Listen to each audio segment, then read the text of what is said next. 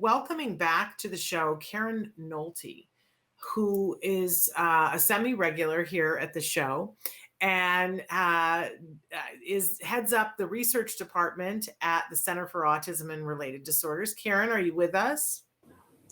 I am. I'm glad to be on today. So thrilled that you're here. And so I just referenced the Gemma study because you were on just a couple of weeks ago talking about that. I didn't mention it, that you have the opportunity, if you want to also talk, just tell people how to contact you about that, because we're hoping that people are signing up to participate in that study as well. But you're here today to talk with us about a different set of research that we had asked you about probably midsummer, I think. I think so. So you had a request that you passed on to us about recovery. So that's what I want to talk about today. And first, I think it's important to talk about what recovery is and what it isn't. So first of all, in most of the research, recovery is a term that means that the child meets three criteria. So number one, they no longer meet the criteria for autism. Number two, they have IQ scores within the average range or above.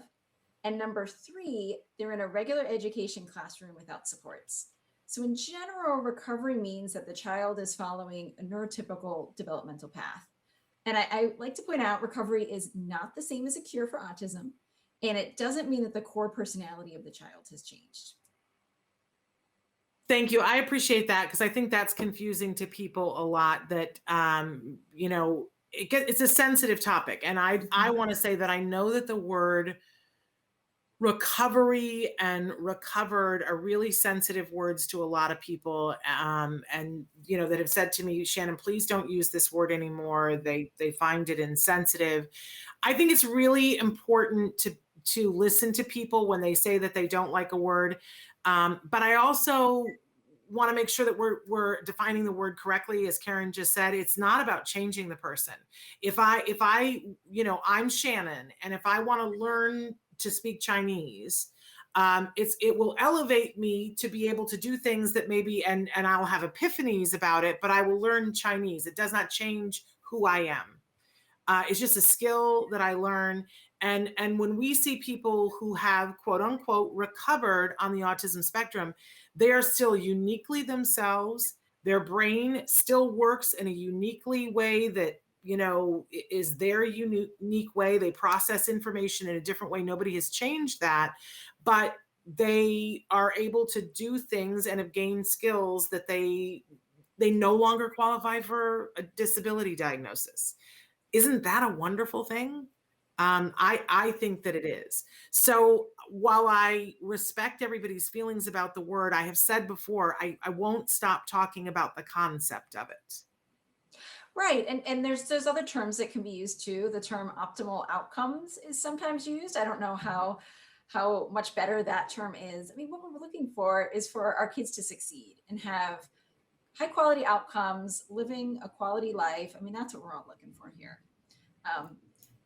So for those parents who are hoping for recovery, optimal outcomes, something similar for their child, what I wanted to talk about was those predictors of recovery, or signs that the child is likely to recover.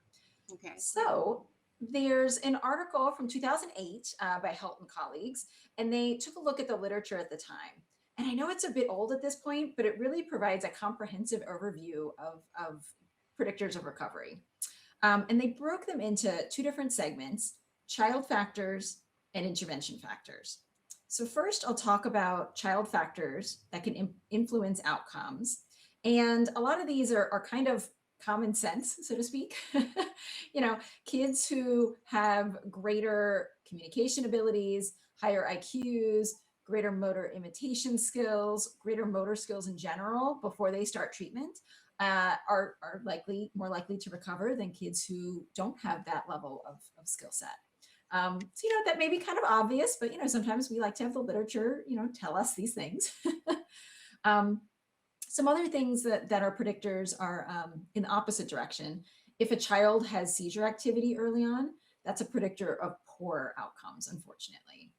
And also individuals who have what's sometimes termed secondary autism, autism and Down syndrome, autism and Fragile X, autism and a genetic disorder, they tend to not be individuals who recover and have those optimal outcomes either. But one really surprising thing that they found in this study was that severity of autistic symptoms is not a good predictor of those optimal outcomes. And I found that to be a bit surprising. So when children are young, we really, you know, there are certain predictors that can kind of indicate that they're going to recover, but there's, severity of autistic symptoms is not one of them. I find that fascinating. Nancy, have you ever heard that before? No, I had not heard that. Because I one of the things that we talk about is to caregivers is don't let anybody tell you what your outcome is going to be. Like don't let anybody tell you. I don't know about Nancy, but I was told early on to release my expectations of my son and take him home and enjoy him and let go of a future that I had dreamt of. That is largely what his future looks like now. I was told to let go of that, to just let it go, let it slide into the ocean. I chose not to do that. And I was looking for somebody who could tell me that there was the potential for more hope. But even for us, when we started our intervention, we had no idea of where we would end up. And so I tell people you gotta give it your all without knowing where you end up.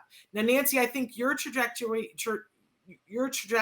I can't even speak this morning, was a little bit different in that, you kind of got held up in the beginning by that whole PDD-NOS nonsense, correct? Yeah, got a inaccurate diagnosis of PDD-NOS. When he was 3 and didn't get a full-on autism diagnosis until he was into his 4th year. So even though it was pretty obvious that he had an autism diagnosis, once I learned what the signs were of autism. But the school psychologist who diagnosed him originally with PDD-NOS did not see delays in all 3 areas. She didn't indicate delays in all 3 areas. Yeah. Whereas for my son, he did, and was considered moderate to severe on that first day when he was 2.5. So you start the path, you do everything you can, and you wait to see how it goes. Everybody's outcome is different, hard to predict. But interesting to hear that severity of the symptom is not a predictor of outcome. I feel like that's a little bit of a positive for many families. I agree. It can give you some hope. And like you said, there's such an array of what may happen. We can't, even though we have these predictors, we can't predict to a T what's going to happen to any given child. Yeah. So what else you got for us? Sure. So I'll move into intervention factors next, because I tend to like those better because we have some measure of control over them. We can't change what a child's language level is when they start intervention. So we do know that children who start intervention earlier do better, and that children who respond faster to intervention when they start tend to do better. And those are the children who are more likely to recover. And we know that ABA, high quality ABA, is really important in those best outcomes for children. Are we going to talk about, because one of the things that I talk about all the time are because Dr. Dixon had done some studies about once you're in intervention, what are sort of the hallmarks? Are you going to talk about those things of like who ends up having the best outcomes? In terms of what you do? I have a little bit about that. I'm not sure if it's exactly what you're thinking about. Yeah. Let me let you talk. Okay. You know more than I do. Well, so I've got a couple other things to share, and they're not on recovery specifically, but they're just on outcomes more broadly. And there's a lot more research on outcomes more broadly and who tends to do better and what factors of intervention are at play there. So in 2020, Tao and colleagues reviewed some studies that examined the relationship between the early ability of the child and the age the child started intervention. And what I thought was interesting is they looked at combinations of predictors, and they found that the younger the child and the more effective the treatment, the bigger the gains. And again, I think this is one of those things that makes a lot of sense, but it's nice to see, okay, that's in the literature here. And some interesting things that this study found that I didn't see previously. They had one study in the group that they reviewed showed that maternal age and education were significant predictors of outcomes. But I think even more importantly, two of the studies found that the effectiveness of the mother in learning and implementing the intervention strategies had a positive impact on the child's outcomes. And I think that's something that I know I talk a lot about with families is that their involvement plays such a big role in how far their child can go.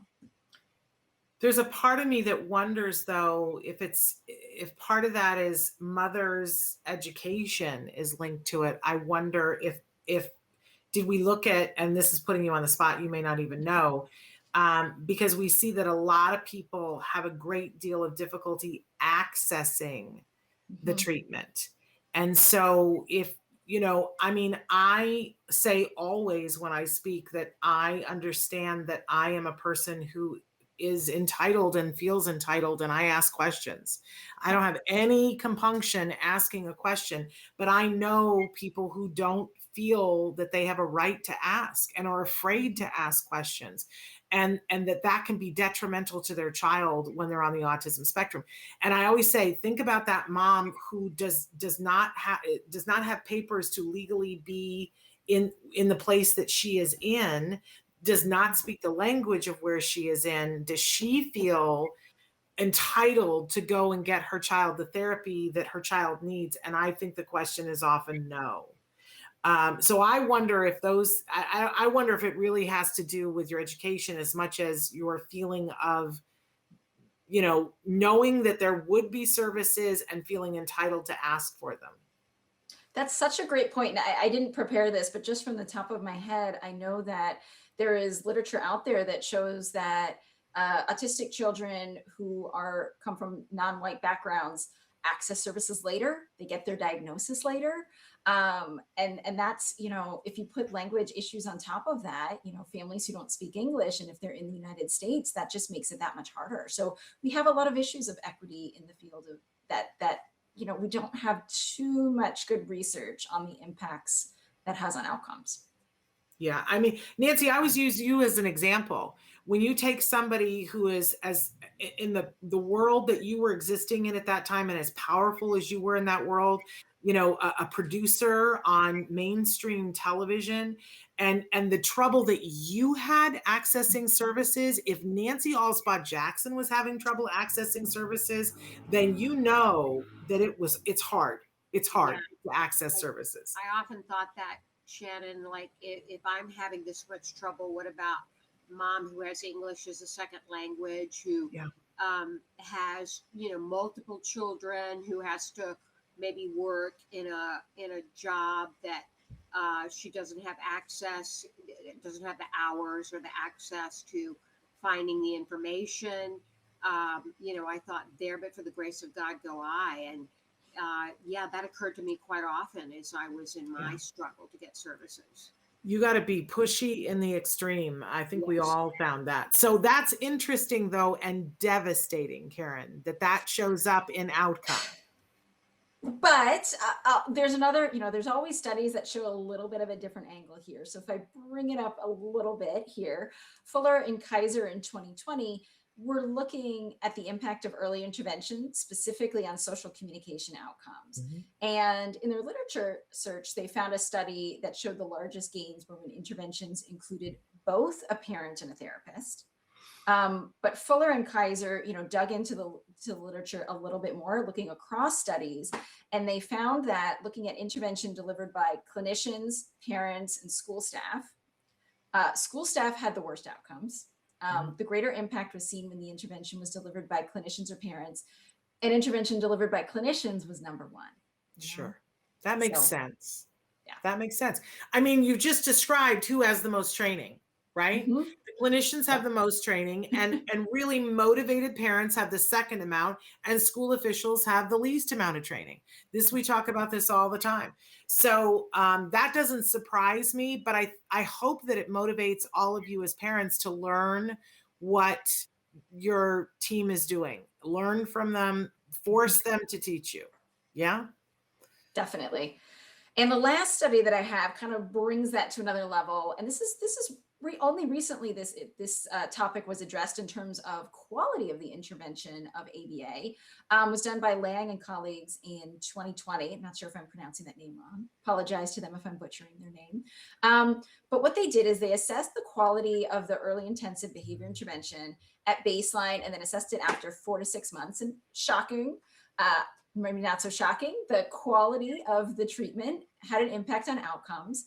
But what I think was most interesting was they dialed into the specific aspects of quality that had the biggest impact on outcomes. And what they found was a couple different items: treatment organization, the teaching level, use of differential reinforcement, and error correction were the most highly associated with outcomes. So felt like I threw a lot of alphabet soup out there. But that's super cool. I want you to slow down and go over those again, because people are always asking me, what's the difference between quality ABA and schlocky ABA? And I have my bag of tricks as a parent that I go, look for this, look for this, look for this. But some of what you just said is not on my list. So go over that slowly for me. Yeah, so we'll start with treatment organization. So that's really clinicians who are well prepared, have all of their materials, have a clear teaching plan, and distinct learning goals. Okay. So that's what that is looking at. Teaching level is really looking at a couple different things, but part of it is making sure that the instruction matches where the child is at. Makes differential, sense. yeah. Differential reinforcement is all about providing reinforcers, providing good things to the child when they do things that we want them to do. And providing bigger quantities of that for the really important stuff, So when the kid talks for the first time, that's a huge deal. That's a big party. And then we kind of dial it back as that skill becomes more and more common for that child. And then when the next new skill comes up, when they ask their first why question, oh my goodness, this is an amazing thing. And kind of differentiating how you're responding to those things the child is doing. Yeah, I always call it moving the goalposts. Yep. Because I remember when my son was first learning to pee in the potty, and every time he peed in the potty, it was a big, big deal. Yep. It was a big celebration. But obviously he's going to college now. We're not still celebrating every time he pees in the potty. And from where the beginning to here, we had to, at a certain point, then we celebrated every third time that he went pee in the potty, and then we celebrated a little bit less. And then we celebrated when he washed his hands afterwards and pulled up his own pants. We just kept moving the goalposts further away until we weren't on the potty thing at all anymore. We were reinforcing a new behavior. So being mindful about what you're teaching and reinforcing what you're teaching, but constantly be moving it along, sounds like it's important. Yes. And that continual push is so key to keep our kids learning and learning and learning so they can catch up and learn the skills that are going to help them be successful. And make it rewarding to them to keep doing that. It's like, if you were in the same job, doing the same thing every day, and you got the same amount of pay year in, year out, and never got a raise, after a while, it would get, you wouldn't be trying as hard, right? Isn't that why we give people raises? So that they want to do more. We have to give our kids raises. So was there one more thing on your list? There was one more thing, and that's error correction. And I think that's the most, specific terminology of the bunch here. This is all about how to respond to the child when they do something that's incorrect. Not necessarily incorrect in the sense of, hitting someone else, but incorrect in the sense of in a teaching moment, giving the wrong answer. So when, you ask the child a question, maybe something like, I'm on why questions today, why did the cup fall over? And the correct answer is, mom pushed it over, or mom accidentally bumped her elbow into it. If they give the wrong answer, error correction is talking all about, okay, how do we respond to help the child get to the right answer? And it's a lot of technical, pieces to that, but having a really solid, clear plan about that is what's important in terms of the impact on the child's success. All right. So there's no absolute, this is how you should respond. It's different per kid, per lesson, per situation. but Right. having a plan about it that's mindful is what's important. Well, that's Exactly. all pretty trippy. That's all very, very interesting. Nancy, does it make your head hurt? No, I think it's all very seems very logical, actually, all of these things. Yeah. Yeah, Yeah. I agree. I agree. Okay, so was that the sum total of what you were going to talk about, Karen? I never know when you're done. We should have a signal. We should. That is what I had prepared, but I think you had a question, and I don't know if I can, if there was another angle you wanted to go down that I can Well, address. when I'm talking to caregivers, I don't know, remember when it was, but at some point, Card did a study, and what I walked away from it with was that I took back to the caregivers that I quote all the time. And I don't know how much of it is actually from Dr. Dixon's study and how much of it is what I extrapolated, but I'm always about three things. When Jem went to high school at his orientation, one of the teachers said, look, there's three things you have to do. And if you just Mhm. do these three things, I guarantee you'll have some success. And you know, and her Yeah. three things were you have to show up because Yep. I'm a good teacher. This is before the pandemic. I think she lived to rue these words. She said, I'm a good teacher, but I can't teach you if you're not here. Then she Yeah. found out she really could do that, but maybe a little less effectively. But she said, so I need for you to be here, and Mhm. I need for you to do your homework, and I need for you to ask questions. And if you're ever not doing well, ask yourself which one of those three things you're not doing. Well, that resonated big with me. And then shortly after that, Dr. Dixon talked about this study that they did at Card. And the three things that I walked away with were that I thought that from what he said that I thought were the predictors of success was number one, the number of hours of opportunity. How Yes. many hours does your kid have? To me, that is equal to you have to be here. Yeah. You guys are brilliant clinicians, but if your kid isn't working with the clinician, then it doesn't matter how good a teachers they are, right? Mhm. So that equaled that one for me. The number two thing that I heard from the study was that you need to have an experienced BCBA somewhere with eyes on your Yes. program. That was a predictor of outcome. And I Yes. loved, I love at the Center for Autism and Related Disorders that you guys have this like hive mind where people, even what I call the baby BCBAs, are mentored by the experienced BCBAs. And you have a weekly meeting where they can throw out ideas and discuss together and say, has anybody ever seen this happen before? And all these BCBAs talk to each other. So I loved that. And then the third one was that the more parents learned about the intervention and implemented it themselves, the better the kids did, which for me goes back to the first thing, which was the opportunity of hours. And that Dr. Grampiche always says that when they did the original Lovaas study, that they were saying 40 hours a week of professional intervention, but they asked the parents to go home and do every waking hour. Right.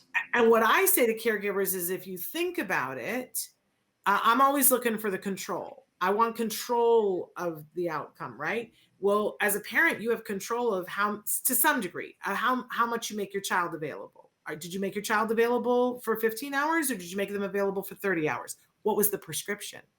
Right. Was the prescription for 35? Did you make them available for that and get them to therapy for that? And so that's within your control.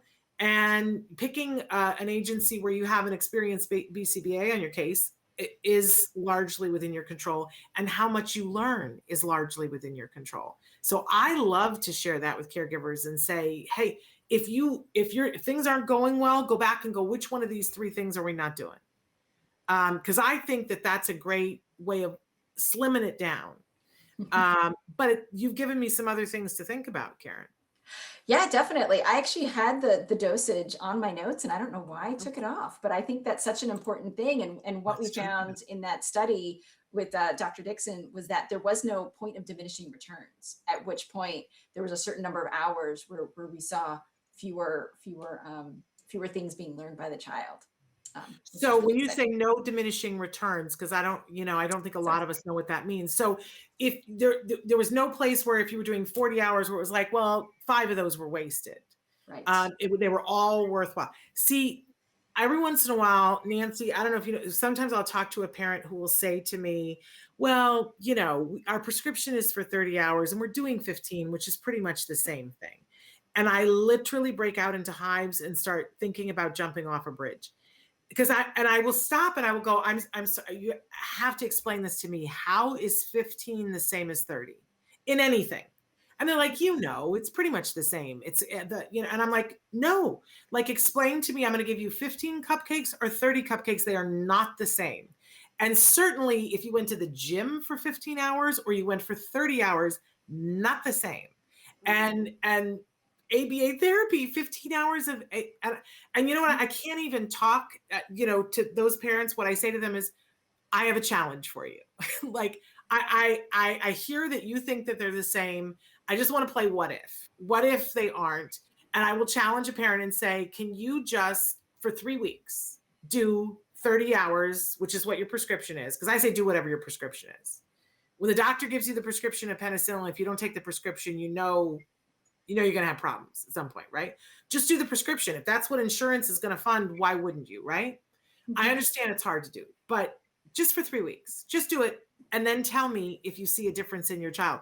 And, there's never been a case where somebody came back and said, yeah, nope, it's the same. They come back and they go, holy business. I had no idea my child could learn that much that fast. So, because otherwise I would have to seriously light my hair on fire and run screaming through the streets when people say to me 15 is the same as 30. It's definitely not the same. Nancy, because I know you talk to a lot of parents too. I don't know if you get the same questions that I get, but that's the one that makes me full on bonkers. Oh yeah. I mean, quality of hours, obviously key, and quantity is obviously key. And, a lot of parents have challenges in getting their kids, having their kids accessible for ABA, getting to clinic, another big thing you hear a lot of, we can't make it to clinic. We can't get access. Both parents can't get there. You have to make this a priority. That's just all there is to it. It has to be your priority. Yes. And I love my good friend Nancy Allspaw Jackson used to say, you have to be a dog on a pork chop. and that's the truth. Never let go. Never let go. Be a dog on a pork chop. And because it's hard. Can we admit that it's hard and that everything under the sun gets in the way? Yeah. I mean, I just, for example, had a situation here today where I had to take Wyatt out of school for his clinic. I could have said, no, we're not available, but the only hours that we could do was 1 o'clock. So he doesn't get out of school till 3. So I took him out of school so he could have access to his clinic. But I love that about you, Nancy. Well, I know how important it is. Yeah. But I love that you walk your talk. Had to do it. Karen, this is a lot. And I'm sure that as people heard this, I had emotions. Did you have emotions, Nancy? Definitely. It's hard. Yeah. I go to the shoulda, woulda, coulda because he got the late diagnosis and we didn't get as early intervention as I would have liked. Yeah. And you just got to do the best you can with what you've got. Yeah. And move forward. Yeah. It's hard to hear these things no matter where your child is, because if you're at the beginning, it feels like you're staring at Mount Everest and how are you ever going to be able to do it, right? If you're in the middle of it, it's like, oh my gosh, what more can I possibly do? If your child is older, I think we all do the coulda, woulda, shoulda. Did I do this? Did I do that? But I still think it's important to talk about it. I think that this is an important concept. I hope that someday we'll find another phrase for it, Karen. I don't think the optimal outcome encompasses the feeling of what we want, but I also think that the recovered, that word carries, it's funny how it's always the R words, right? It carries weight that is hard. It hurts people. So I hope that we're going to come up with another word for it. Do you know what doctors, Nancy, do you know what doctors say now when kids are on the spectrum, documented, and no longer can be fit the diagnosis, they're calling it remission. Remission. Is that remission? Another R word. Is that not the craziest thing? They code it as autism in remission because it's new enough for a lot of doctors. They're not sure that the child is not going to regress later on. Right. Which is, but I think it's also another potentially offensive term, right? I hope that someday we'll come up with a different word that will suggest all the wonderful things that we know can happen without including all of the connotation that is negative. So Yeah, remission, that's a interesting choice because you think of that as an illness that is temporarily in check, stalled, in check, and has the possibility of coming back at any point. Yeah, it's got a stinky smell to it, honestly. Mm-hmm. And I know people who've had that reaction to recovered. They're like, recovered suggests that something was wrong with me and you fixed it, and there was nothing wrong with me to begin with. And I hear that. I want people to know that I hear that and I feel that. I want somebody to nominate a new word that doesn't start with an R. Even if we have to make a new word up. People make up words all the time. Let's get a new word in the Oxford English Dictionary, shall we? Maybe we should have a contest about, let's come up with a new word of what to classify someone when they qualified for a diagnosis of a disorder, and then they gain enough skills so that they no longer qualify as a disorder. What shall we call that? Let's put that out to the community. I think we got a contest. How about mastered? Mastery? Mastery, a mastery of. Well, but that's already a term that means very specific things. So I think we should just invent a new word, put letters together on a Scrabble board and invent a new word and say, it's fahuna. That's what that term is. I don't care what it is. Let's have a contest. I like it. I want to do that. But Karen, I so appreciate and respect and admire the work that you do every day.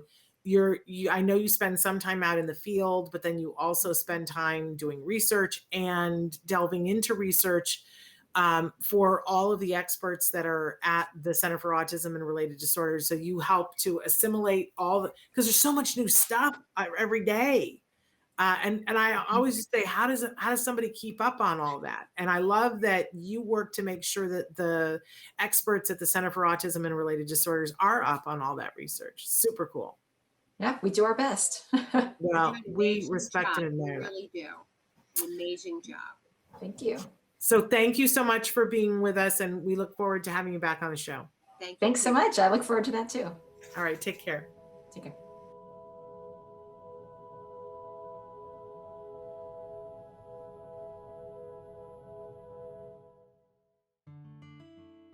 Thanks for watching Autism Live.